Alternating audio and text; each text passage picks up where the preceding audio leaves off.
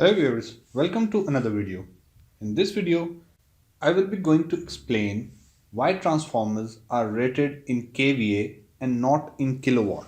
You can find lots of videos in this topic, but I will try to answer this question with the help of some basic concepts. First of all, we'll see what is power triangle. On three sides of a triangle, we have three different powers. On the base, we have P, which is active, real, or a true power, and it is measured in watts or kilowatts. And the formula is VI cos theta. Whereas on the perpendicular, we have Q, which is reactive power, and it is measured in VARs or kVAR, and the formula is Q equal to VI sin theta. Whereas on the hypotenuse, we have apparent power, which is measured in VA or kVA, and this is simply a product of voltage and current. And the relation between these three different type of powers is S equal to under the root P square plus Q square. It means that apparent power, which is expressed in kVA, is the sum of both the kilowatt and the kVAR. So this is the source which is expressed in kVA, and these are the types of the load that can consume kilowatt and kVAR, and we'll see these types of power in more detail in this slide, in which we have three different types of load.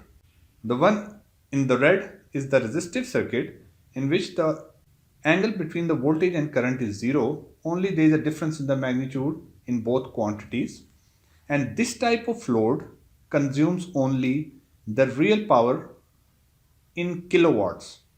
Whereas on my right, we have inductive circuit and the capacitive circuit, and there will be a phase angle between the voltage and the currents in both types of load, and both types of load only draws kVAR or reactive power.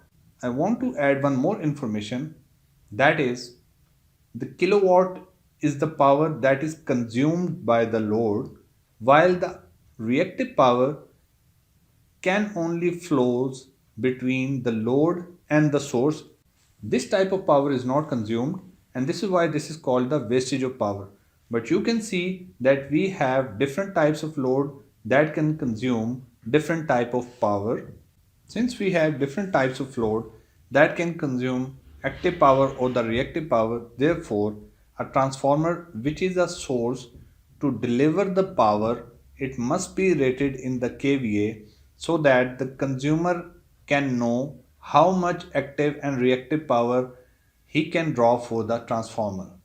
This is the main reason why transformers are rated in kVA, and let's clear this concept with the help of an numerical in which we are doing the power calculation for the RL load whose power factor is 58.2 degrees. So this type of load consumes 79 watts of active power and 127.5 watts of reactive power, and the total apparent power comes out to be 150 VA.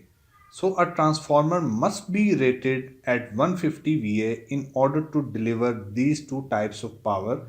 As the power factor changes, so does the active and the reactive power changes, but the total apparent power will remain the same. Another reason why transformers are rated in kVA are the losses. Any transformer any transformer has two types of losses, core losses and the copper losses. The core losses are based on the input voltage, whereas the copper losses are based on the current that is flowing into the windings. So the total losses only depend on the current and the voltage and not on the power factor. Since we are not dealing with the power factor, therefore both the rating of the transformer and the losses of the transformers are rated in VA or kVA. So I hope you clearly understand why the transformers are rated in VA or kVA and not in the kilowatts or kVAR, because once again the transformer is a source and the source must be expressed in kVA, whereas the loads are expressed in kilowatts and kVARs.